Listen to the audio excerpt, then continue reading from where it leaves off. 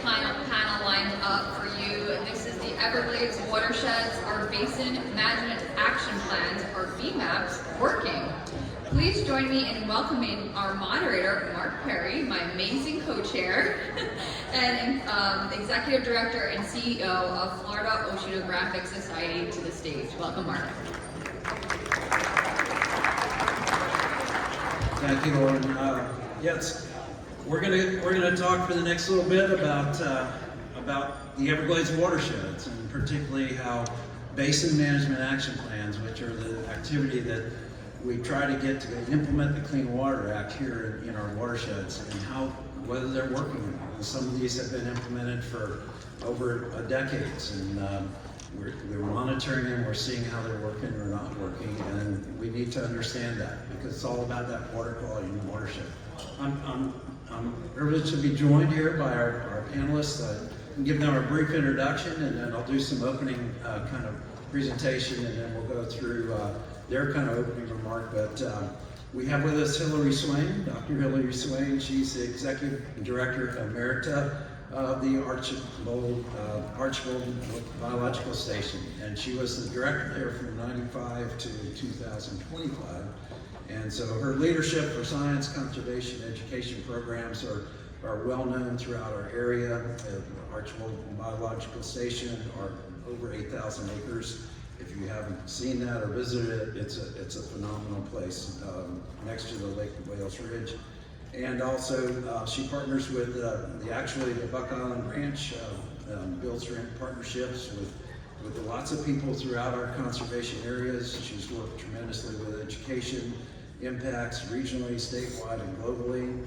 She facilitates and liaisons with local governments and state and federal agencies and nonprofits and landowners, and particularly to try to understand those ecosystems within not just the Central Florida area, but throughout our South Florida area, including the watersheds we're going to talk about. So the responsibility for all of that collection and managing all the staff and working on that has taken her career onto this place. She's phenomenal. I've known her way back when we were talking about the Indian River Lagoon in those days, and so she's been in it much longer than just her stint there at the station, but she does a tremendous amount of work. So welcome, Hillary. We're glad to have you aboard. Next to Hillary, we have Matt DePaulis. Matt is basically, he's the Environmental Policy Director of Sanibel Captiva Conservation Foundation.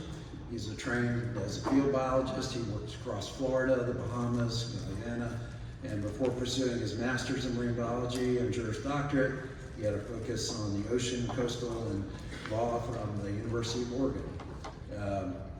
Matt has partnered with Sanibel Captiva Conservation Foundation while working in coastal policy analyst fellow at the University of Florida, Center for Coastal Solutions. As a policy director there at the Sanibel Captiva Conservation Foundation, Matt brings a lot of combined expertise, not only environmental law, but also the marine biology background that he has. Known Matt for many years. He's worked very hard at doing what he's doing, and has led the organization there on the West Coast for many years, and knows a lot about what's going on, obviously, in that watershed. So welcome, Matt. We're glad you're here with us.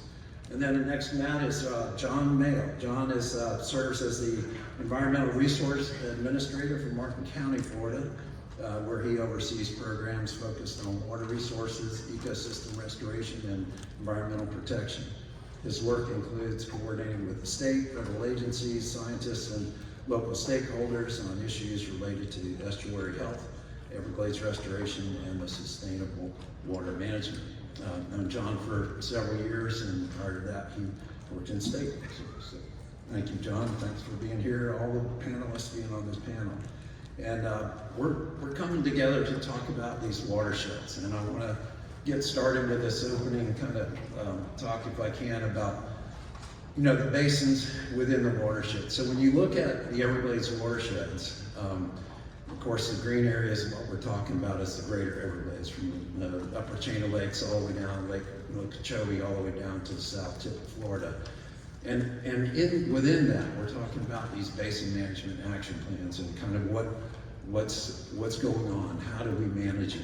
Well, of course, the landscapes have changed, the water and courses have changed within our state over the years. You can see on the left-hand side, the 1856 map, which I always like to refer to, the military map that was done, shows that really the real Everglades prior to the pre-drainage type system when we started to drain that Everglades just for increasing our development and wanting to bring people to Florida and getting rid of the swamp, that valueless swamp back in 1911 when the state legislature wanted to get everything drained. So we've now, on the right-hand side, have compartmentalized things. So we've kind of drained that area. We diked around the lake. We stopped that river of grass from flowing to the south.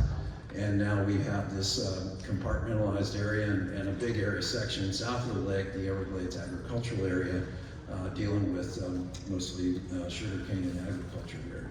So we've kind of repurposed a lot of the landscape there. Obviously, that kind of historic flow in the center has gone away. We've now directed that flow to the Atlantic and Gulf of Mexico, about 1.7 billion gallons a day. That's about 1.9 million acre feet a year that does fresh water that goes to tide, goes to the Atlantic or Gulf, and does never make it to the Everglades where it's supposed to go. So what we've done is redirect that water, and along with that, all the water quality within that water goes to these areas where we're pushing it and moving it. So we're talking about two basic areas. When you look at the watersheds, the northern watersheds or the northern Everglades watersheds, about 4.5 million acres. That constitutes the pinkish area, which is Lake Okeechobee. To the east is St. Lucie, and to the west is the Caloosahatchee. So those three watersheds are known as kind of the northern Everglades watersheds. And then south of that, all the southern Everglades system and watersheds, you constitute another 7 million acres. So totally about 11.5 million acres or 18,000 square miles, or you want to look at it, is what the kind of watershed constitutes. So Florida's Watershed Resource Act, passed in 1919, is just now Section 403 of Florida statutes, is to protect Florida's waterways from that pollution by establishing the guidelines for total maximum daily loads, TMDLs. And you'll hear this acronym a lot. TMDLs are established to have the maximum amount of pollutants that would tolerate a water body before it changes its water quality and doesn't meet the standards the state has set for water quality. This was to implement the Federal Clean Water Act, of course, 1972. So part of that implementation then goes to basin management action plans, and these are kind of the frameworks and plans within these watersheds once they identify those impaired waters. What the Clean Water Act said and what this statute said was they want you to identify those impaired waters within the state for nutrients, and whatever nutrient loadings are too much, then those are impaired. We're going to set a total maximum daily load, and then we're going to have a basin management action plan within that to watershed for that impaired water to be able to ameliorate and reduce the loadings of pollutants in order to meet that total maximum daily load. Very simply put, I know it's developed with stakeholders, with the people, with the land uses within the watershed, and that's how it worked. The Clean Waterways Act directed FDUP to put these in, and there are 28 or 29 nutrient BMAPs within that. Those are what's in green there. And this is taking into account how do we deal with it. The 2025 revisions of these BMAPs wanted to include wastewater facilities, on-site sewage treatment and disposal systems, remediation plans, and other kind of new modeling that they wanted to incorporate in the 2025 updates. So these BMAPs have been in place. So what the legislature did also in 2016 was talk about the Northern Everglades and Estuaries Protection Plan, putting these three kind of watersheds together under Lake Okeechobee, Caloosahatchee, and St. Lucie BMAPs, and putting them together and calling them the Northern Everglades and Estuaries Protection Plan. And this purpose of that was to help get in these coordinating agencies to work together to protect and restore these valuable watersheds in the northern Everglades ecosystem. So the NEEP objectives obviously are there to reduce the nutrient loads, the lake stage ecology envelope, to establish estuary salinity targets and minimize the flows and levels, and minimum flows and levels, and still continue to contain those. So the three agencies, obviously, that are engaged in this interagency coordination are Florida Department of Environmental Protection, Florida Department of Agriculture and Consumer Services, and South Florida Water Management District. And you can see here what different responsibilities they have. FDEP is responsible for establishing the Basin Management Action Plan with the stakeholders within the watershed. They're also working with FDACs on best management practices enforcement. So FDACs, or the Department of Agriculture, is to establish those BMPs, the best management practices. And there are whole best management practice manuals for a lot of different land uses and crops throughout this watershed. And FDACs is in charge with enrolling those ag lands into those BMAPs, the best management practices, and then doing verification, or they implement verifications, and then they pass that on to FDEP to say, well, they need to go enforce those. The district, or South Florida Water Management District, is meant to do watershed protection plans within the watershed and construction projects. And they do construction projects and larger regional projects in order to try to meet the TMDLs and reduce the phosphorus nitrogen within the loading. They're also doing a lot of research and water quality monitoring, which is really important. We'll talk about how that kind of interfaces. So here's the three watersheds, right? Okeechobee in the middle, and Caloosahatchee on the left, and St. Lucie on the right. The TMDLs were established several years ago, 2009 for the two estuaries, and of course 2001 originally for the Lake Okeechobee watershed. And those TMDL target loads are set. And so for the nitrogen limitations on the Caloosahatchee, it's 1,383 tons per year. And the BMAP was set up in 2012 actually to 2032, implementation of a 20-year process on the Caloosahatchee side. And they just had a 2025 update, as I mentioned. So remember, those total nitrogen targets for the Caloosahatchee are important. In the middle, of course, the Okeechobee, the total phosphorus target loading are important. And the total phosphorus loads, which you heard earlier, are 105 metric tons a year is the target load to meet the TMDL. And that target load included, actually it's 140, but they talk about 35 metric tons a year being the atmospheric deposition. So it's 105 metric tons a year coming from there with a concentration total phosphorus of 40 parts per billion. The BMAP for that was reset in 2014. And again, it's a 20-year BMAP to implement by 2034. On the right side, there's the St. Lucie estuary and watershed, about 560,000 acres there. You've got the TMDL set in 2009. The target load for nitrogen, TN nitrogen, is 516 tons a year with a concentration measurement at 0.72 milligrams per liter for nitrogen. And then the total phosphorus target load is 57 tons a year. And concentration there is about 800 parts per billion, or 0.081 milligrams per liter. The BMAP again for St. Lucie was set in 2013. We're already over a decade into it, and it's 2028 is their final. So it's a 15-year BMAP process. Now I know it's through a lot of numbers here, but those target loads are important when we go to start to talk about how they're meeting or not meeting those loads. Here's the three BMAP processes that are set up. The cover of this is the final order actually from Secretary DEP to implement this Basin Management Action Plan with official final order implementation. So each one of these BMAPs had a lot of the detail in them. But basically, I'll take the St. Lucie here just to kind of show you these 23 entities on the left-hand side and left column there. Those are the entities, and starting with agriculture at the top, City of Stewart, Martin County, other counties and municipalities, going down those about 23 entities. What's in the middle column is the total nitrogen, and that's the starting load. Okay, so that's the starting load for total nitrogen. On the right-hand column is the total starting load for total phosphorus.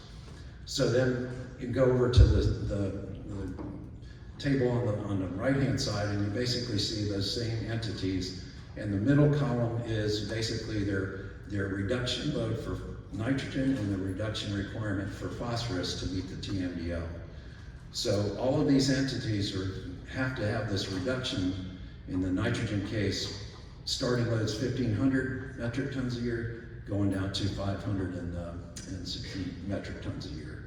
And same with phosphorus, starting load is 310. They've got to reduce the phosphorus loading within the watershed by those amounts to reach the TMDL. So it's really simply set in that way in all three BMAPs, that there are stakeholders, they have been allocated through the BMAP. This is a reduction for each one of you that you have to do. And some of them are working, some of them are met 100% of their reduction requirement, and others have not. And so that's what we're going to get into. The monitoring I mentioned by the South Florida Water Management District appears like this. And it appears like this in each of their annual report, the South Florida Environmental Report. And again, I don't want you to get too bogged down in the numbers, but the numbers are important. So the left-hand side, you can see the Caloosahatchee River watershed. The total nitrogen loads are sitting at about 3,647. I got to read that right. Yep. Yeah. And so the target load, remember, was 1,300. So obviously they're way over the target.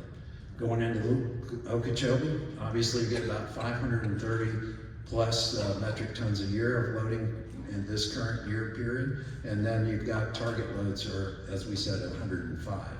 So we're obviously not beating that. The concentrations are at 215 parts per billion on average. Obviously they need to be down to 40. And then on the right-hand side, you can see the St. Lucie side for both nitrogen at the top and the phosphorus at the bottom.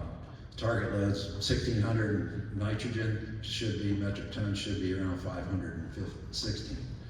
The same with phosphorus, way over the target load of 57, right? So the point here is we're not meeting with this monitoring going on, and this is the real data. It's not modeled. This is what's actually coming off the watershed. The district has a very extensive monitoring in all of these sub-watersheds and sub-watersheds within the basins, and they do that monthly. So that monthly water monitoring is combined here to give you this thing. So graphically, they put it into the BMAPs, the BMAP updates. Here in this case for the St. Lucie. And those graphs that you see with the line going from on the left-hand side, the circled areas there are the target loads, right? They're not meeting those target reduction loads in order to get to the TMDL. So they call those the milestones. They're 5, 10, and 15 year in this case. Milestones, they're not meeting them. And we're already past 10 years, we're not meeting them. So the question is really, are we going to be able to meet these milestones? And so here's the same for all three watersheds, the Caloosahatchee, Okeechobee in the middle, and the St. Lucie on the right-hand side. You know, these are from the final BMAPs. You can see the milestone targets, the little diamonds, and you can see the line graph on our progress to date. And obviously we're not meeting those reduction targets to meet the TMDL loading, and we're just not meeting it. And are we going to meet them is kind of the big question, or are we going to get there? So as I mentioned, this is the most current year from the South Florida Water Management District from their draft of the 2026 chapter, and go from that. So in that report, the South Florida Environmental Report is this chapter, Chapter 8A, which talks about the progress on the Northern Everglades and Estuaries protection plans. And is there progress? And are things happening? And what this highlights is some of those three areas that are in the three boxes on the left, and they talk about whether we're meeting that in Okeechobee, St. Lucie, and Caloosahatchee. And they're estimating these projects that they're implementing will reduce phosphorus and nitrogen by these amounts. And they actually specify, hey, we're doing pretty good, we're reducing by these amounts. On the right-hand side, you can see the other page there talks about progress reports within the 3 watersheds, and most of the FDEP reporting, yeah, we're getting people signed up and we're working with the stakeholders to upgrade this. The next pages deal with FDACs and with implementing and enrolling the BMPs, best management practices, right? And are these agricultural facilities, are they being enrolled? But actually, once they're enrolled and the notice of intent is there, yes, I'm gonna do the BMPs, are they verified? Are they actually implementing them and verifying them? And that's what's having to be run through. And of course, on the right-hand side, you see the major projects. The district implements these large regional projects, including a lot of the CERT projects, you know, the C44, C43, different reservoir and STA projects. Millions and billions of dollars are being spent, of course, over the time to implement those, which will help within the watershed to help reduce, but how are they doing, right? So kind of questions are they working? Are these large regional projects working that the district is putting in, including the CERT projects? Are they reducing the phosphorus and nitrogen in the watershed to make that reduction enough to meet the TMDL? Are the basin management action practices as FDACs putting in those best management practices, the BMPs, are they just enrollment or are they actually working? And then the enforcement of that is up to FDEP. Are they looking at that verification? Are they enforcing that activity that they sign on, not only sign on, but actually do the best management practices? And then lastly, of course, are the 2025 BMAP updates, including the septic tanks, new modeling, different things, and what are those doing? How are those updates at 2025? Are they really reducing?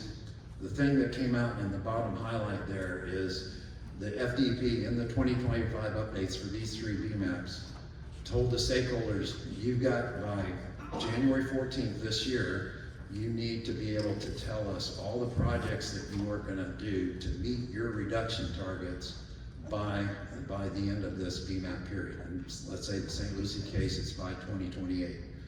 So remember, if they haven't met those reduction goals, what DEP is requiring is say, you shall submit those projects to us that are from each of those stakeholders that are going to reduce those phosphorus and nitrogen by those targets by the end of the BMAP, which in the St. Lucie case is 2028, the others are 2033.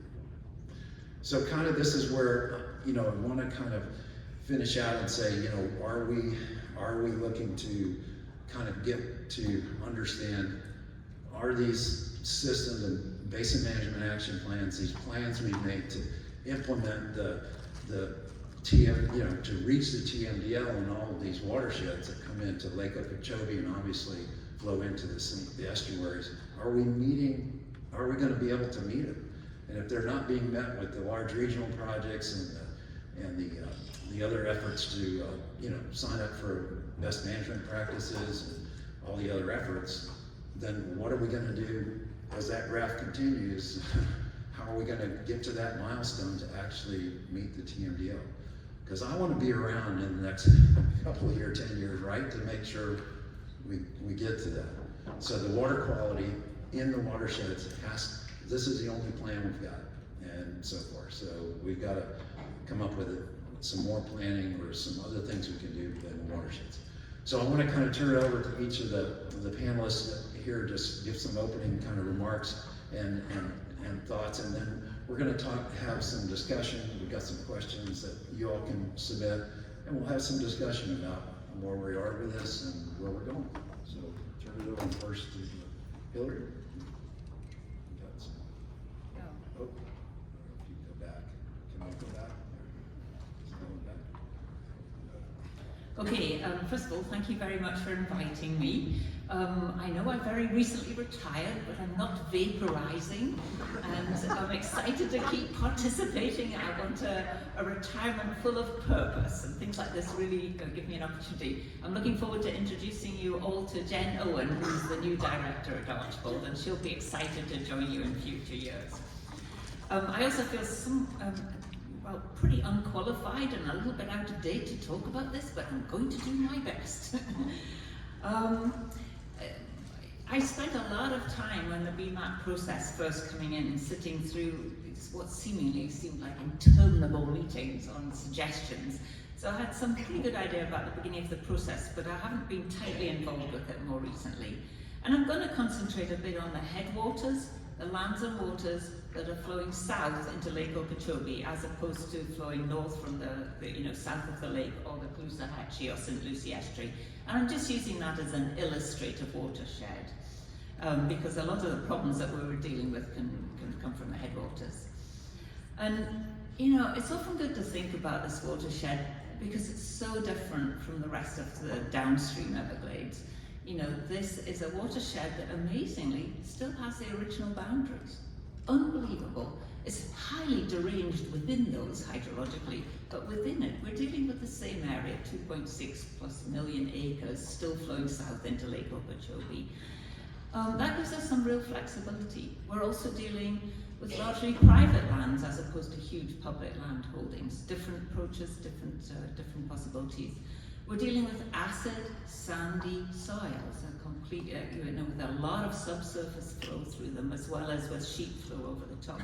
So a different system, through this. And then we're dealing with, the classic Florida wicked problem. And the wicked problem is we put the sugar, phosphorus, into the coffee soil, and it's still there. So if you take Archibald's Buck Island Ranch, which is a 10,500 acre working cattle ranch in the middle of this watershed, we have tried very hard with tons of BMPs and lots of projects, and we find it really difficult to move the needle on nutrient concentrations. What we have been able to do is move the needle on flow. By slowing the flow coming off the ranch, we can reduce nutrients downstream. So we have really focused on it. There is such a huge pea stock in the soil. We can't get rid of it. We've got to slow the flow coming off it or harvest crops out of it. So, how is the BMAPs doing? The first thing I did is look at the number of projects. I can't remember which report this was. I think it's the new 2025 report. But the Okeechobee watershed, you can see a lot that have been completed. I need my glasses on. A lot that are completed. And then there's not that many in the pipeline, so just bear that in mind. We've got a lot that's been done, but not very much in the pipeline. If we look at, and Mark just did this very nicely for us, this is the graph I found, to what degree are we looking at our TP reductions meeting the TMDL? We've got the 5-year milestone, the 10-year milestone, the 15-year and the 20-year. We're not meeting our goals. At best, we're coming slightly under. We've got a long way to go. And I think that should give us a point of reflection. This is in no way a criticism on the great SERP projects that are going in, the great DWM projects, the big efforts that FDAX is doing with enrolling, all of the DEP projects. We're not moving the needle. So we have to face the reality of what we're doing, and even what we're projecting is not yet enough. And there's nothing worse than feeling nauseous looking at this graph. And we also have to remember that much of this is, we just need one big flood, hurricane year, or major event, or tropical storm Faye, and all bets are off. There's no bucket that can hold that amount of water in any year. So our models are not particularly good at coping with as Tabitha very nicely put it in the earlier one, the 1 in 100 year that's happening every other year now events. So full credit to the Water Management District, FDAX, DEP, but we're not moving the needle. I would say that one of the challenges is, I'm very impressed with that chapter in the recent report that the Water Management did. I think it's the appendix for chapter 8B. Fantastic modelling showing how different areas are contributing. I don't think it's possible to get from FDAX and FDEP how effective their actions are, because we're not actually monitoring those. We're not monitoring BMP effectiveness. We're just saying, are you putting them in or not? We don't know if we're moving the needle. So for FDEP, I think one of the challenges for that agency, and I'll be unpopular for saying this, is at the same time that we're implementing all of the BMAP projects and the list of them, we are not looking at the offsetting increases as a result of intensive development and permitting. This is the area where it's really the net of what your agency is doing. It's not what are you doing on the positive, it's what's happening on the negative, and what is that net going into the watershed. Agriculture is kind of more of a flat line. It's, you know, there's not a huge increase, there's some performance improvements, but we're not changing agriculture except into development in big ways that's altering flow from it. There is one thing that we never put in these models, and I'm trying not to be a prophet of doom here, but one of the things that we should really celebrate, and I didn't have time to do it for the watershed, and your group, last one, talked about conservation lands. I want us all to take a minute to celebrate in Florida. Just after I got to Archbold, and this was the only graph I could find, we had all of these conservation programs going in Florida. Now, I didn't have time to cut out the headwaters, but over the whole state, in 21% of the state of Florida was in conservation lands of some form. And by I mean, that would include things like, you know, Air Force Rangers and a lot of other managed lands. And there was 7% more proposed in Preservation 2000. Just take a moment. Where are we now? 31.47% of Florida in some form of conservation land management. You know, and a lot of that has been of the state. You know, in the last one, you know, 45% of those lands were south of Lake Okeechobee. Now, a huge number of them up in the headwaters, as Mallory showed very well, and further north. And all of these other programs that have come online. And we haven't really thought about what I might call the, you might want to call it this sort of, the increases that have been avoided.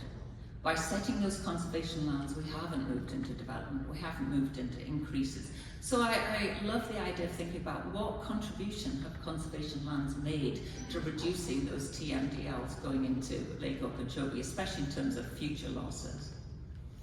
So I'll just leave on this, you know, terribly sobering target that, you know, these are the storage targets. And when, you know, this is what we have to reduce. We need this storage to reduce flow. We know there are lots of ways of doing it, but we are going to have to look at net, what we're doing on the sort of development and intensification side versus what we're doing on the conservation, BMP, amelioration side to know whether we're going to meet these targets. Excellent, thank you very much, appreciate it. So moving on to Matt, Matt, from the West Coast perspective, or your perspective on this, what you're thinking? Yeah, this is going to sound very similar to what we just heard because a lot of the pressures are very similar as well. And I'm glad this idea of net was brought up because when we're asking the question, are BMAPs effective, are BMAPs working, it really depends who you're asking, because on paper, for the Caloosahatchee BMAP, it does look like they're working. It looks like we're getting these increases in reduction of total nitrogen, and we're meeting targets. But right at the beginning of the 2025 final BMAP, it goes on to say there's been a 32% increase in total nitrogen in the eastern Caloosahatchee and a 40% increase in the western Caloosahatchee. So if we're meeting these targets, if on paper it looks like there's nitrogen coming out of this system, and yet we're still seeing 40% increases in the amount of nutrients in these systems, clearly net is a problem, and clearly the metrics we're using doesn't reflect the actual situation on the ground. And I think if you go out into these systems and you talk to people who are in there on the ground, whether they're scientists working in the field, whether they're beachgoers, whether they're fishing guides, or people who come down here to enjoy these resources, they can see these trends. It's not a secret. People understand that the water's not getting better. And really when you look at the papers and start to look at the numbers and see where these disconnects may be, it really comes down to the verification of BMPs a lot of the time. If you're looking at the 2025 Caloosahatchee River and Estuary BMAP, you see that we have a planned reduction from existing and ongoing projects of 478,000 pounds per year of nitrogen coming out of the Caloosahatchee watershed based on projects that are already completed or currently ongoing. And that sounds great, that is a huge number. But when you start to dig into that, you can see that 402,000 pounds of that reduction is from BMPs. So if we're instituting majority of our program based around these best management practices and then not following that up with verification, we're really in a situation where on paper it looks like these solutions are working, but in practice we can all clearly see that they're not. So I think that disconnect needs to be addressed, and maybe that's a problem of the verification of BMPs, maybe that's a problem of how BMAPs are being implemented and the tools that we're using for that. But really it's a question of metrics and what metrics are we using, because if all we're talking about is nitrogen coming out of the river, we're not talking about net, and we're not talking about conditions on the ground, then we're not really solving the problems that are supposed to be addressed by these BMAPs. And that puts us in a really complicated place as well, because you have to look at holistically at the system. We have our connectivity to the lake, so what's going on in the lake in the northern estuaries and the north of the lake also vastly impacts what we're feeling on either coast, depending on what water management decisions are going on either day or at any time of year. But the lake is not the main driver of nutrients within our watershed. Our marine lab put out a paper a couple of years ago that showed that we have more nutrient loading coming from our own watershed than Lake Okeechobee on the average year. When we're getting a lake release from Lake Okeechobee and we're seeing massive amounts of water flush down the river into the estuary, there's no larger driver of nutrients going into that estuary in that moment than those lake releases. But on a year where we're not getting releases, we have a lot of cleaning up to do in our own backyard. So when people look at the lake as the silver bullet that's going to fix the TMDL for the Caloosahatchee and we can just rely on them cleaning up their mess over there, we don't have to think about ours, that's a line of thinking that's not going to get us to a future where we have clean water in the Caloosahatchee. So it's important that we start thinking about those metrics now. It's also important that when we're looking at these programs and these projects that are implemented, we're really asking ourselves what we're trying to solve with these projects, and do these projects solve the problem in the way that we're meaning them to, or is it just making our arithmetic work in the ledger for this year? We have projects where we're moving water around the system and counting that as a nutrient gain to being taken out of the system. But if you're taking reuse water from Fort Myers and you're pumping it under the Caloosahatchee and you're dumping it on lawns in Cape Coral that flow into canals that then enter the Caloosahatchee estuary, that doesn't seem like it's a real net gain of nutrient reduction in the system. And yet these are the projects on paper that are being heralded as what's going to solve our problem. So I don't think there's anything necessarily unique going on in the Caloosahatchee as compared to north of the lake or on the east coast. But these are all problems that are ramping up continuously. And if we're not looking at the net, as was called out, and if we're not looking at the actual verification of these programs, and if we're not actually asking the question of, is the water getting cleaner, not are we checking certain boxes and is our math looking good in the final report, then we're not going to get to a future where we actually have clean water. That's great. Thank you, Ben. Kind of moving on to John with Martin County, obviously one of those 23 stakeholders and entities within St. Lucie BMAP is required to do reductions. And you know, when talking to John about, you know, there's expense related to that for all the municipalities and counties in dealing with how do we get to those target reductions. So, John. Thank you, Mark. It occurred to me that as a replacement, maybe I'm the only public employee in the room. Did I not get a memo? I'm not very good at checking my email. There's a lot to bemoan about BMAPs as a tool, and some of that has been articulated well. I think there's probably going to be some questions that follow up that give me an opportunity to weigh in on that. So I'm going to start out with my introductory remarks by sounding a bit of a celebratory tone and cheerleading on behalf of Martin County. How many Martin County peeps are in the room? Woo! There you go. Yeah, feel free to have, you know, to implement amens and hallelujahs and this. We can be Pentecostal. Martin County's success has made my job really, really fun, and it's really about the people. You guys know some of the names that are legacy names in Martin County who 40 years ago looked into the future and anticipated that there's going to be pressures, there's going to be challenges beyond the challenges they faced in those days. Some of those names like Nat Reed and Maggie Hercella, you know well. One, I'd be remiss not to shout out that's right here in the room, our chair, our board chair, Sarah Hurd, who's been a commissioner for 23 years. She has been an unquenchable warrior for water quality and land conservation in Martin County, long before it was cool. And she's fought the good fight, and she makes my job exceedingly pleasurable because my division gets enormous trust from the board and from the community. We don't really sense that there's a leash, even on days where we ought to have one. And they have the courage to let us go out and do some pretty crazy stuff to try to fix the problems and to make Martin County a better place. And that speaks to some of the staff that work for me. I like to call them brilliant passionists, because those two factors are pretty much ubiquitous in my staff, and they come up with crazy ideas that local government should never be allowed to do.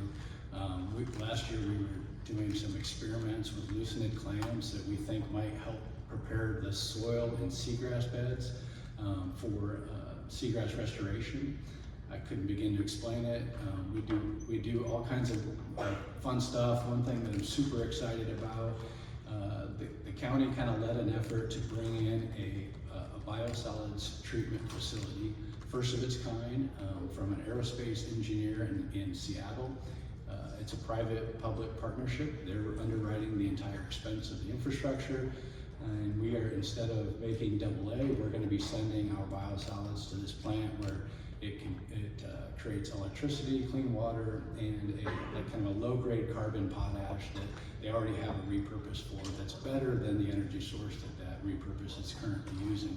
And they're also going around signing contracts all over South Florida to help treat that issue.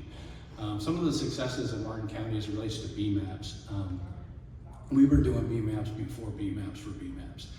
Thanks to some of the leadership of the people I mentioned before, we've already built 42 projects to deal with what we call retrofits. So in 1986, Martin County implemented an award-winning comp plan that said, hey, we need to draw a Rubicon that says, to the point that was made earlier, if we just keep making the problem worse, we never really get to wrap our hands around what we have to fix.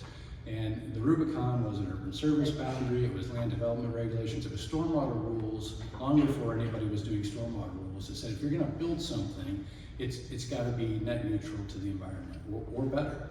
And we've enjoyed the benefits of that for a long time. And when you look at it, I love looking at the 1,000 Friends maps that Mallory showed earlier. Because that little chunk on the East Coast, north of Palm Beach County, it doesn't change near as much as the other communities, and that's because the county's invested in public lands. We've set it aside, and their models assume public land's going to stay public land. So those green spaces stay green. That was part of the solution that was really hatched by those people long ago when it wasn't cool to do those things. So in neighborhoods that were built before that, the county said, we're going to go in those neighborhoods and we're going to retrofit them. They were built without those stormwater standards, so let's look at those basins and let's figure out how we can store and treat water that runs out of those basins that meets the standard that we set for new developments. We've done 42 of those. There's 8 more that are in some stage of design and construction, and there's 4 more that are queued up. In terms of meeting our BMAP, in our last iteration, we had more than met the nitrogen by a long ways, and the phosphorus, while it was about 65%, there's completed projects that we have not yet submitted because we're really trying to define their benefit. The modeling, you've heard about the dichotomy between the BMAP modeling and the actual monitoring results. We know that's a thing, and we don't want to just be checking a box administratively. We'd actually like to clean the water. So we are spending a little bit more time, particularly on our septic to sewer projects, to define what the benefit is, so that when we submit those numbers for credit, they're real and that they bear themselves out in monitoring. In fact, on one of our big 700 unit connections we recently finished, we did a 3-year pre-monitoring in the groundwater, and we're doing post-monitoring now, and we're creating an arc inlet model to help demonstrate that there's a phosphorus benefit to septic to sewer. It's always been assumed that because nitrogen soluble and phosphorus isn't, that there's no phosphorus benefit. What we know intuitively is that after about 8 years, a septic system is totally saturated with phosphorus, and then it captures nothing else. And so there's clearly, unless that septic system is less than 8 years old, you're clearly going to have a phosphorus benefit from connecting those systems. So we're trying to do the modeling. I think Brevard County has done some similar stuff, and when we submitted that modeling to DEP, they said, oh yeah, that might make sense. Let's do our own modeling. So they don't like to trust their stakeholders. So they are in the process of updating their arc inlet model to capture what those TP reductions are. And when that's all done, we're going to submit about 65% of a septic to sewer program all at once. And the DEP's already acknowledged that we're going to be well above our TP load, and we're already well above our TN load. Another area that we've had kind of an innovative approach to our BMAP and to ecosystem restoration. So the BMAP really is kind of a scalpel. It's looking more locally at what you can do to improve your water quality. SERP is these big regional projects. I like to call Martin County the little county that could. We're a tiny county, 160,000 people, and we say, well, hey, we want to be part of the solution. We want to be a partner with the federal government. And so Martin County has repeatedly reached into their own pockets. Dr. Julian, we do GoFundMe. It's called ballots. And people say, yeah, okay, we'll spend some money on this. And in 2006, they passed a ballot measure. $54 million in local dollars went towards SERP projects in Martin County. No other local government has done that I know of. And at the time, there was only about 125,000 people in Martin County. My math was about $500 per man, woman, and child in Martin County to help get SERP projects done in Martin County to benefit the estuary. So kind of engaging at every level. And one of those things as it relates to BMAPs, when we crafted that agreement, we said, hey, look, we're going to put our own money in this, but we want some BMAP credit for it. So if and when they ever finish the C44 reservoir that we did the ribbon cutting for about 4 years ago, the DEP has an agreement with us to give us 16% of the nutrient reductions that reservoir creates. So our load allocation is going to be dwarfed by what the county actually accomplishes on paper, but that's again because we really actually want the water to be better. Thank you, John.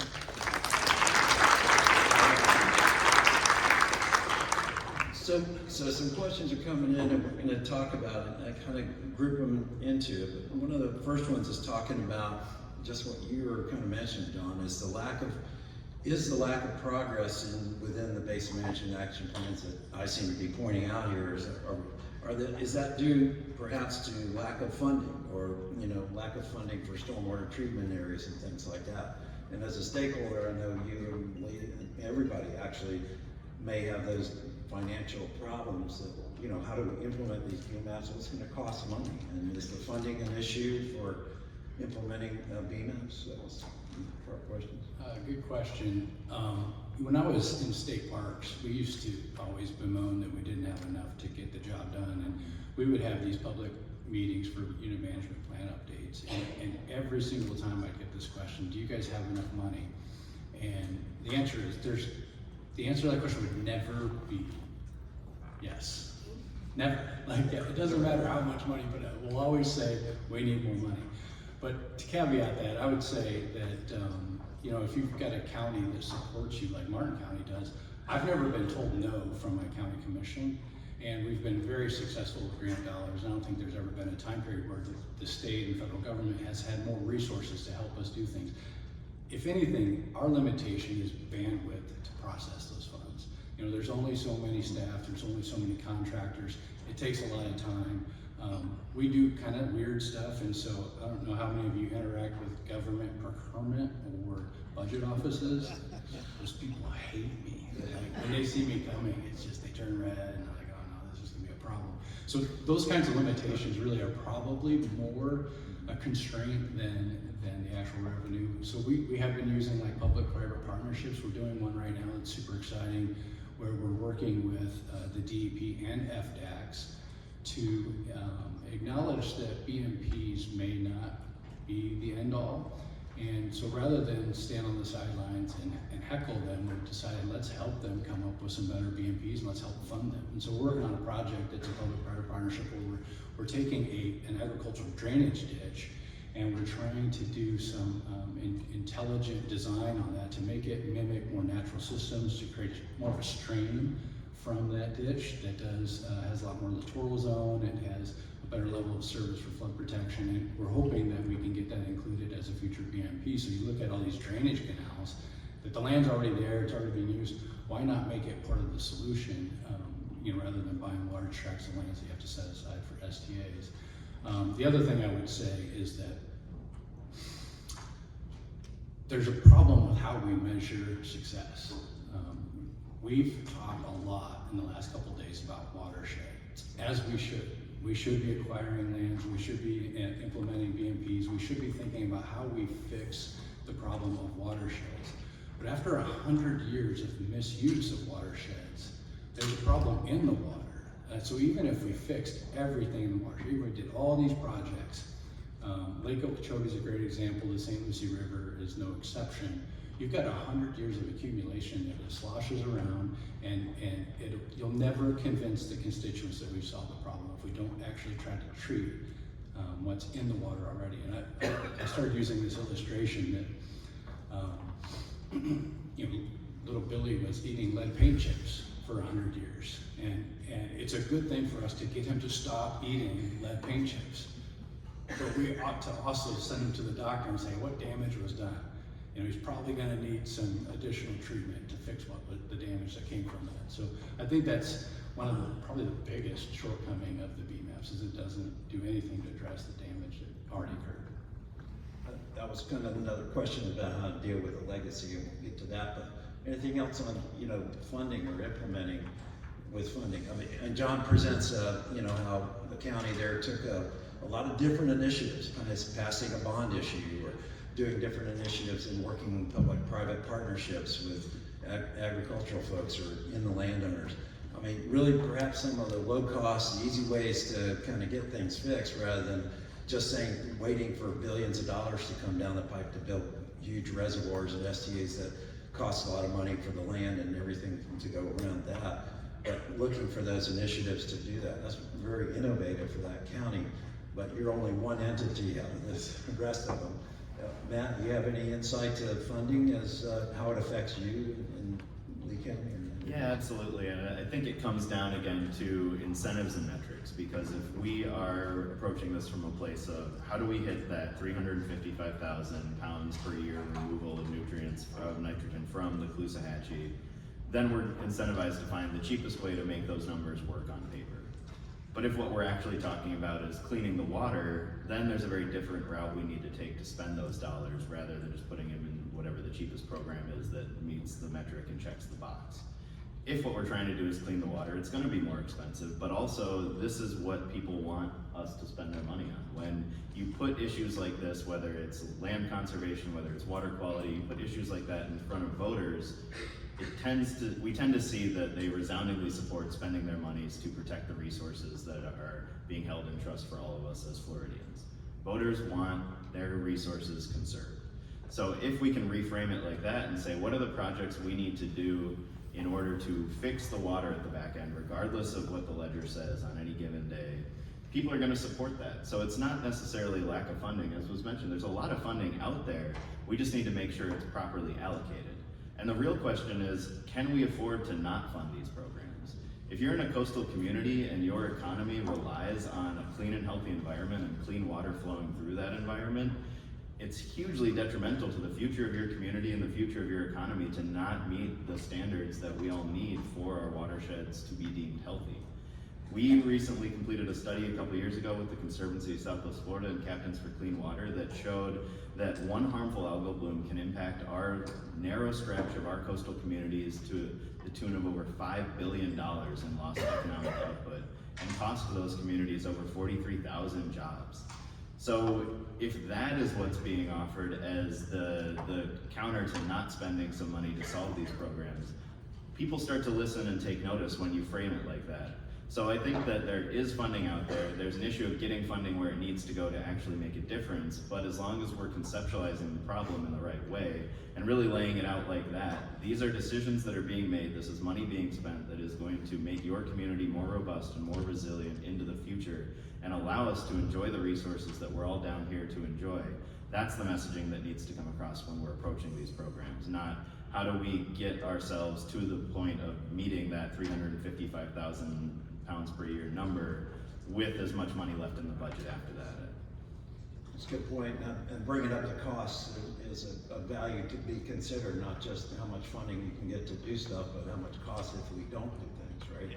So Hillary, on the kind of North watershed and the agricultural interests, I know they're primarily, it might be hardship for them in funding some of these improvements or changes, or even implementing best management practices. Is that a true hardship or case up there where they're restricted or constrained by funding and how they turn things into for the better?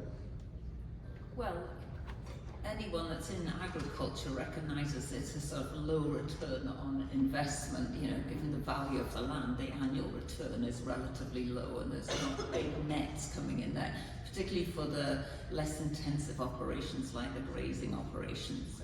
It's really not a high return business. So yes, it is a hardship.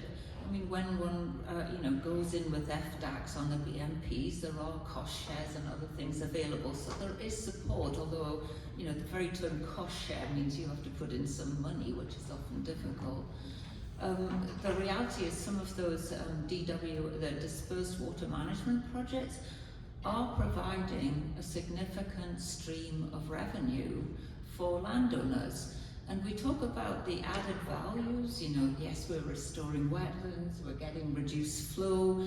The other thing is we're keeping those landowners in business. And the alternate they're often facing is they go towards, the nearest potential development. So I think it's a harder thing to assess, but stopping intensification is one of the benefits of making conservation a business for landowners. Landowners are becoming much more sophisticated. Their agricultural streams they're very knowledgeable about, but they're really becoming much more sophisticated that conservation, including water management, is a business for them. I would say in terms of, so it is a challenge for them. There's not enough money. The other thing is we generally don't do a very effective job at looking at cost-benefit ratios. So if we looked at, we've got a big pot of money, are we getting the most bang for our buck among all those programs? And the other challenge for those inland areas is these are counties. Morton County is relatively small. Well, all those inland counties are very small. They have serious bandwidth problems in county staff. So there's not that sort of critical mass of knowledgeable, people who can do modeling and land use changes and complex GIS. I mean, Polk County is a relatively big county, but some of those others are very small. So we're expecting a lot from them without the sort of infrastructure support to really help them. It's good points. So there's a lot of diversity, of course, within the watersheds, a lot of different uses and land uses, and you can just hear around the conversation how it must be different. For some entities, it might be easy to come up with different projects and innovative. The others might not have capacity to do that, or it might be less cost effective for them to get engaged, and they need help doing it. So again, it generates these partnerships within the watershed to say, hey, let's figure out ways we can work together within the watershed to help your land use or your situation and try to come to that common goal, which is we all want to get that water cleaned up before it leaves the watershed. One extra point I wanted to make. We are facing a catastrophe in Florida, which we haven't even discussed today, and that is the loss of the citrus industry. I mean, it's catastrophic. We used to always rely on having citrus groves as our neighbours, and whatever one thinks about intensive agriculture, this is preferable if you're doing prescribed burning or water management, intensive development. And, I haven't heard a discussion. I mean, it's an opportunity for us. There's a lot of fallow land lying around, but it is also a huge threat. We haven't assisted the citrus industry in saying, where could there be terrific projects, adjacent to existing conservation lands or other water areas? This is an opportunity as well as a really extreme threat to the headwaters. The hundreds of thousands of acres that have gone out of business is just, and it's transforming rural economies, because we hardly have enough critical mass of agriculture going on to keep agriculture viable. When you lose your John Deere dealer and this and that, you start to lose. Connectivity for agriculture is extremely important for protecting the headwaters, just the same as connectivity for conservation. So I'm just sort of, it's a huge threat and a huge opportunity. Yeah. To mention citrus, I know in the East Coast and St. Lucie watershed, of course, a lot of citrus groves are there, and there are challenges with all canker and everything going out of business, but some of those groves are actually being used for dispersed water management or storage projects. So Calkins Groves is an example where they're taking that old grove and turning it into a water project where it's storing a lot of water before it runs off into the estuary. So it's becoming a kind of a thing that if these old groves and things are going out of business before they turn into a development, which could cause more water quality issues in the watershed, maybe we can work with them with a conservation program or these dispersed water management or other kind of programs to, use those properties to be able to store and treat water before, it turns into something else. And, we're always talking about conservation easements or another aspect rather than outright purchase. Obviously, if we purchase that land and turn it back into an STA or a marsh or some sort of nutrient uptake system rather than an orange grove, for instance, that would be great. But if you can't buy them, what about conservation easement or working with them to keep those, as Hillary said, keep those lands in whatever agricultural use they are, but more in conservation effort to try to make that happen over time. That's actually kind of what Bob Graham used to tell us in coalition meetings is one time was we need to get the development rights secured of these properties that are possibly in the way of making the watershed a better place, and hopefully that will secure the idea that they won't turn into something else, let's say beyond agriculture. The questions here too leads into kind of what if BMAPs aren't working, what are kind of other alternatives, and we talked about a couple of them. As John has mentioned in Martin County, Matt or Hillary, are there other kind of things that you think that, what if we come to that conclusion, well, this isn't working, or is the cost benefits not there? How can we address what, are there other solutions like, are there other solutions to it, getting new lands, or are there other programs like the alternative restoration plans or other kind of plan?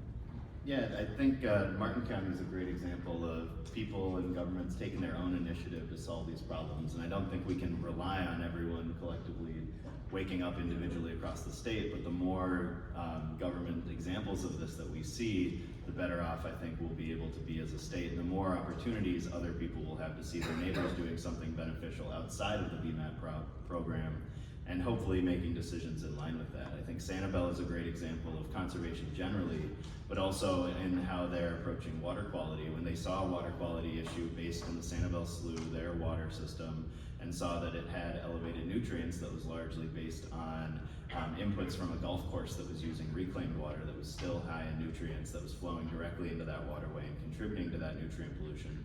They took it upon themselves to implement, at great expense, a system of advanced wastewater treatment. And while it was a huge undertaking to get that across the finish line, now that it's done, they're seeing those benefits realized in the system surrounding us. So it's not that we need to wait for these agencies to lay out a plan for how we're going to get our water to a state where we consider it clean.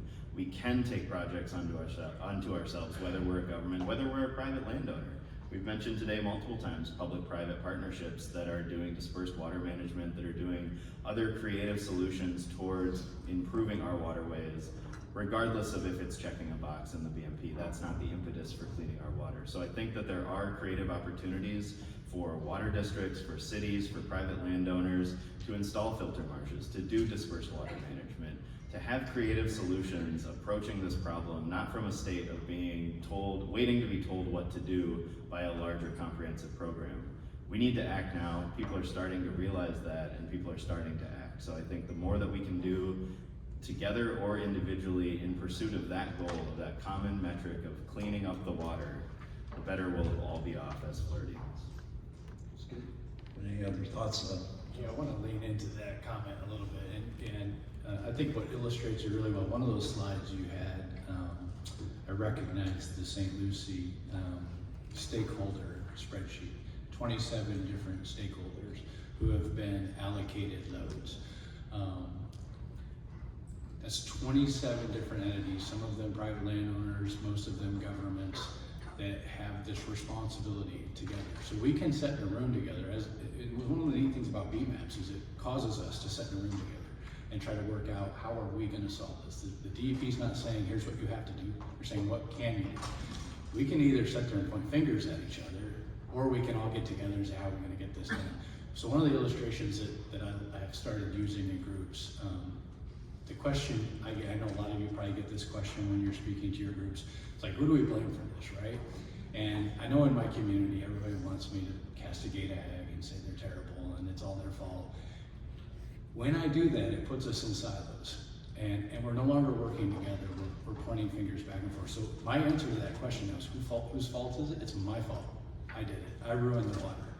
I moved here with my kids. We have a yard. I drive a car on pavement. I eat food. I flush a toilet.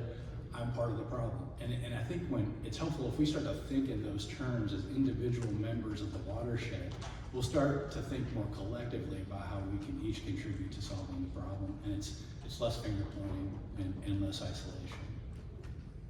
Sorry for waxing. No, that's okay. You know, in the summaries of the 2025, they talk about new modeling. It's part of what they want to do. They want to come up with a new kind of updated watershed model for that. But in there they say that this new modeling will also kind of be used for future updates, and will redefine some of the entity milestones that have to be reevaluated and remet, and maybe even revise the starting loads and the allocations that have been allocated. So if we're kind of moving that baseline, it's going to be interesting how that works. And the modeling is, as we talked about, the models have been done for these projects. Like we build this big size STA or this big reservoir STA project, it's going to reduce phosphorus and nitrogen by these amounts if you have this much input, and that's be the output. So that's kind of model, but what's the reality? You know, that's what we want to get down when we look at the data coming off of that particular area. Is that really verified? Can we verify that that's actually being reduced or being done? So as John said too, it kind of leads into this, you know, well, legacy idea. And so there's a lot of, and one of the questions was, what do we do about the legacy phosphorus in the lake, or legacy phosphorus or nitrogen even in properties within these watersheds, right? How can, there may be legacy that's on there, but in my thought, it still comes as a part of whatever you do in that part of the watershed. You've got to also address that legacy in that part of the watershed. It's a part of the problem. I mean, it's not going to go away separately. You have to kind of address it together, right?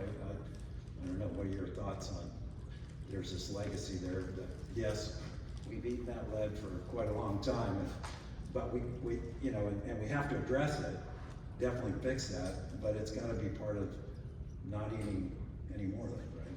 Yeah, more lead paint. It's easy, we just need more money. Just need more money. My thought is that these things start with conversations, and it does seem like there's a crescendo of people acknowledging that there's this thing out here, this elephant in the room that we're going to have to acknowledge, we're going to have to take on. I know a lot of the room goes to Tallahassee and goes to DC and says, by golly, we've got to finish these projects, we need the money. And I think there's a certain amount of sheepishness about going up there and saying, yeah, we need a couple more $1 billion for this other thing. But I think we're just getting to a point where we're acknowledging if we don't do that, we will have failed. We won't be able to look at the community in the eye and say we finished it.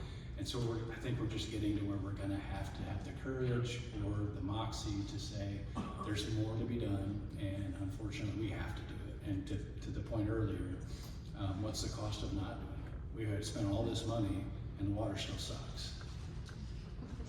Yeah, so one of the questions was, is there a penalty or encouragement for the district and other entities and organizations to meet these TMDL goals, and showing that, okay, there's the incentive of, well, we might be able to get some funding to get things going, so to offset some of what we're asking your cost to be for these, but there are penalties. And when you look at the BMAPs, and like I said, the front pages or the final order from Secretary of DEP that says, you know, this is implementing this BMAP, and therefore, and right at the end it says, these BMAPs are enforceable under Chapter 403 of Florida statutes. And you go specifically to look at what's called the pollution control statute in Florida, it's Chapter 403, and it talks about that there are violations to these nutrient runoffs that the department may be able to enforce them by certain administrative or judicial penalties, but it's only a may. It's not a shall. It's like the department might be able to, or may be able to, kind of incentivize. So there's not much incentive to do this other than the cost if we don't, right? So that might be an incentive, but the penalties are outlined in the statutes, but will they be enforced? So when we get to the end of these BMAP periods, whether it's 2028 or 2032, 34, and we haven't met it, we have that milestone, hasn't met it, so we haven't met the reduction, so we haven't met the TMDL, is what's gonna be the outcome? And one of the outcomes considered for the St. Lucie watershed back a couple of years ago for the BMAP update was, well, maybe instead of 15 years, we just extend it to 20 years, or maybe 25 years. And to me, that's not acceptable. We have the ability and the technology and the funding, if we put our minds to it, to get it done, and to work with the partners within these watersheds and work together. So if Martin County's meeting their reduction goals, they're saying, hey, I'm offering up to go meet with those other 20 some odd entities, each one, and what can we do to help you meet your reduction goal? Maybe there's something that we've done that we could help you do. So it does help to kind of bring collaboration to this effort, but I know that it's a big challenge, and it's just this ongoing. It's a long-term challenge for sure. As we all walked into it back in 2013, around 2009, when we set the TMDL, we said, okay, if this is the state's plan to deal with this, is it going to work? And we all questioned whether it would work right from the beginning. But if it's all about the stakeholders within the watershed working together with the agencies, and the agencies kind of helping to work all this together with CERT plans and CERT projects, big regional projects, gosh, we got to have more coordination or see how this is going to come together, because it's pretty difficult. We're at the end of time, and I truly thank you all for submitting questions, and our panelists here. Could you just give it up for them, and we'll